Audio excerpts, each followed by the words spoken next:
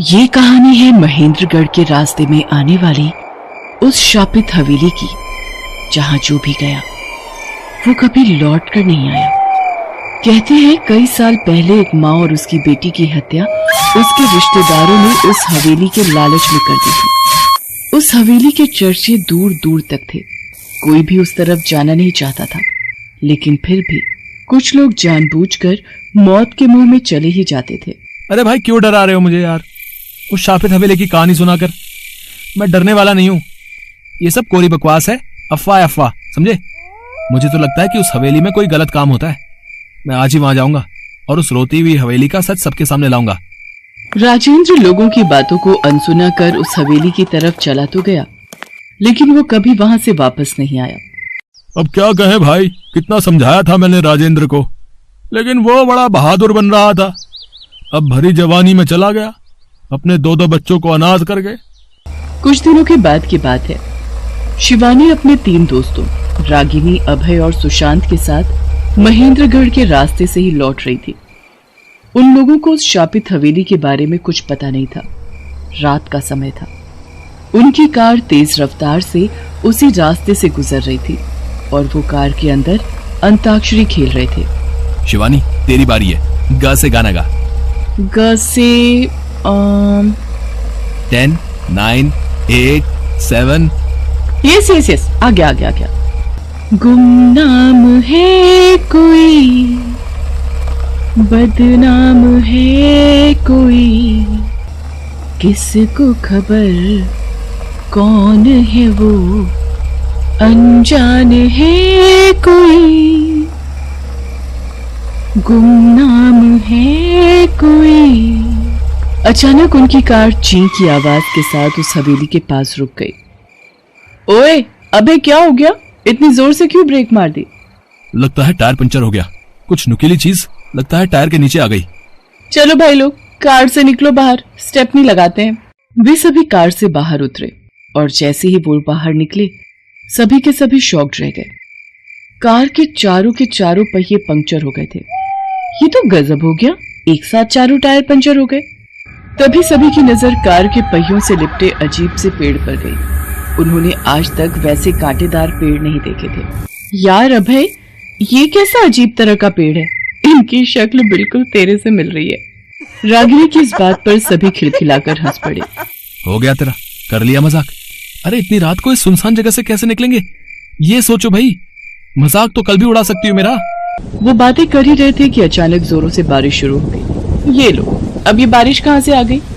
वो कार के अंदर बारिश से बचने के लिए जा ही रहे थे, तभी शिवानी की नजर उस हवेली पर गई। उस हवेली से सफेद दूधिया रोशनी आ रही थी। अरे भाई लोग, वो देखो, लगता है कोई हवेली है। चलो हम लोग वहीं चलते हैं, उसके मालिक से रात भर वहीं रुकने की रिक्वेस्ट करते हैं, क्योंकि आज रात तो हम यहाँ से निकलने से रहे।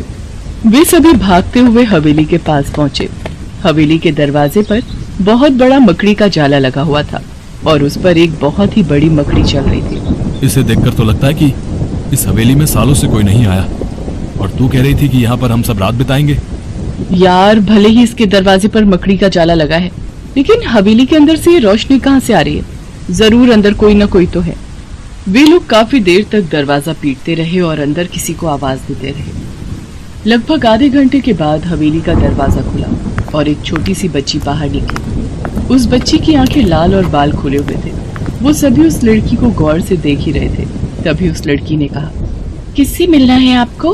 अरे वो मिलना नहीं है हमें, वो क्या है ना कि हम इधर से गुजर रहे थे, तभी हमारी कार खराब हो गई और बाहर देख रही हो ना कितनी जोरों की बारिश हो रही है, इसलिए हम चाह रहे थे कि अगर आज रात हम सब यहीं रुक जाते तो। क्या शिवानी, ये तो छोटी बच्ची है, तो इस बच्ची को क्या बता रही है? अच्छा बेटा, तुम्हारी माँ है क्या? उन्हें बुला लाओ, हम उनसे सारी बातें कर लेते हैं। माँ सो रही है, उन्हें जगाना ठीक नहीं है। आप लोग अंदर आइए, मैं आप लोगों के रहने का इंतजाम करती हूँ। वो चारों हवेली के अंदर गए। हवेली के गेट पर भले ही मकड़ी ने जाला बना लिया हो, लेकिन अंदर से वो हवेली इतनी भव्य और खूबसूरत थी कि उन चारों दोस्तों के मुंह आश्चर्य से खुले रह गए। अभय ने तभी अपने दोस्तों की ओर छोटी उंगली उठाकर सुसु का इशारा किया और वॉशरूम चला गया। यार शिवानी, ये तो अद्भुत हवेली है, पुराने जमाने के राजा महाराजाओं के जैसी। तूने तो मेरे मुंह की बात छीन ली। किसकी होगी ये आलीशान हवेली? दोनों बातें कर रहे थे तभी अभय के जोर जोर से चिल्लाने की आवाज आई। शिवानी, सुशांत, रागिनी, अरे बचाओ, बचाओ मुझे। वे सभी भागते हुए आवाज की दिशा में गए। उन्होंने देखा कि अभय वॉशरूम के बाहर गिरा पड़ा है और जहां वो गिरा है वहां पर वही रहस्यमय पौधा है और वो पौधा अभय को अपनी ओर खींच रहा है। बचाओ मेरे दोस्तों, मुझे बचाओ, इस पेड़ से बचाओ। तीनों दोस्तों ने अभय को उस पेड़ के चंगुल से निकालने की कोशिश की, लेकिन उनकी लाख कोशिश के बावजूद भी वो उसे उस रहस्यमय पेड़ से बचा नहीं सके और फिर वो पेड़ उसे खींचता हुआ हवेली के पीछे ले गया और कुछ ही पलों में अभय जमीन में समा गया। दोस्तों, अब हमें यहाँ से जल्द निकलना होगा। मुझे ये हवेली कुछ सही नहीं लग रही है। हाँ शिवानी तो सही कह रही है। यार वो लड़की कहाँ गई? वो तो कहीं नहीं दिख रही। तभी उन लोगों को एक कमरे से कुछ बातचीत की आवाज आई। वे सभी वहां दबे पांव पहुंचे। उन्होंने देखा कि वो छोटी लड़की एक लाश के पास बैठी हुई है और उस लाश से बात कर रही है और वो उस लाश को बार बार माँ कहकर पुकार रही है। इस लड़की ने तो हमें कहा था कि इसकी माँ सो रही है, लेकिन ये तो मर गई है। तभी वो बच्ची जोर से चीखती हुई बोली, मरी नहीं है मेरी माँ, वो सोई है, गहरी नींद में सोई है। पिछले 100 वर्ष से वो सोई है। तुम लोग इस हवेली को लेने आए हो, लेकिन 100 वर्ष से हम रखवाली कर रहे हैं इसकी। किसी को नहीं कब्जा करने देंगे इस पर। 100 वर्ष? हाँ 100 वर्ष। अब तुम लोगों को भी मैं सुला दूंगी। उसके बाद वो बच्ची जोर जोर से रोने लगी और जैसे जैसे वो रोती वो हवेली भी रोने लगती और उस हवेली के आंसू जमीन पर गिरते और वो अंगारे में बदलते, फिर उस रहस्यमय नरभक्षी पेड़ में। अरे ये क्या हो रहा है? इस लड़की की आंखों से निकले आंसुओं से ये अंगारे निकल रहे हैं और फिर उसी से ये पेड़ बन गया है। मुझे तो ये लड़की कोई चुड़ैल लग रही है। दोस्तों भागो यहाँ से। सुशांत, शिवानी और रागिनी बाहर की ओर भागने लगे, लेकिन वो कांटे तो उनका पीछा कर रहे थे। रागिनी, ये कांटे हमारे पीछे आ रहे हैं। शिवानी दम लगाकर भाग, हमें इन कांटों से बचना होगा। वे तीनों उस पेड़ से बचकर भागने लगे, लेकिन उन नरभक्षी पेड़ ने उन तीनों को अपने कब्जे में ले लिया और घसीटते हुए हवेली के पीछे ले गया और उन्हें भी जमीन के नीचे दफन कर दिया। रोती हुई उस हवेली ने फिर से 4 लोगों को अपना शिकार बना लिया था। सुनसान सड़क पर रात के समय राज्यवर्धन अपनी पूरी ताकत के साथ भागे जा रहा था। उसके शरीर पर कई जगह चोट के निशान थे। उसके मुंह से खून लगातार निकल रहा था। उसके कपड़े जगह जगह से फटे हुए थे। उसे देखकर ऐसा लग रहा था कि उसकी किसी से लड़ाई हुई है और वो अपनी जान बचाकर भागे जा रहा था। राज्यवर्धन भागते भागते पीछे की ओर भी देख रहा था, लेकिन दूर दूर तक कोई नजर नहीं आ रहा था। लगातार भागते रहने से उसकी सांस अब फूलने लगी थी, फिर भी वो भागे जा रहा था। अचानक उसका पैर सामने रखे एक बड़े से पत्थर से टकरा गया और वो चीख मारते हुए सड़क पर गिर पड़ा और उसका सिर सड़क से जा लगा। जमीन पर गिरते ही उसके सिर से खून निकलने लगा। तभी उसके सामने एक भूतिया मूर्ति जमीन को फाड़कर बाहर निकल आई और उसे देखकर जोर जोर से हंसने लगी। तुम यहाँ? कहाँ तक भागोगे राज्यवर्धन, और कब तक भागोगे? मौत तुम्हें खींचकर अपने मुंह में ले ही जाएगी। मुझे छोड़ दो, मुझसे गलती हो गई, मुझे जाने दो।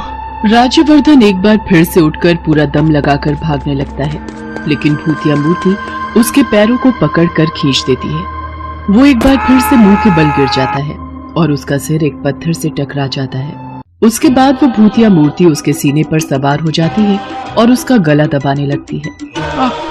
छोड़ दो मुझे, मेरा दम घुट रहा है। तुमने भी तो किसी का दम घोटा है राज्यवर्धन, तुमने भी तो निर्दोष की हत्या की है। यहाँ जो बोओगे वही काटोगे। राज्यवर्धन की आंखों के आगे अंधेरा छाने लगा और उसके सामने कुछ घटनाएं घूमने लगी। भाई तुझे चढ़ गई है, ऐसा भी कहीं होता है क्या? राज्यवर्धन, तू मेरी बातों पर विश्वास कर, ये 100% सच है। राज्यवर्धन और शेखर दोनों पक्के दोस्त थे, दोनों बिजनेस पार्टनर भी थे, लेकिन उन दोनों को बिजनेस में करोड़ों का घाटा हो गया था। उन पर बहुत सारा कर्ज चढ़ गया था। लेनदार उन्हें बार बार फोन पर पैसे वापस देने के लिए कह रहे थे।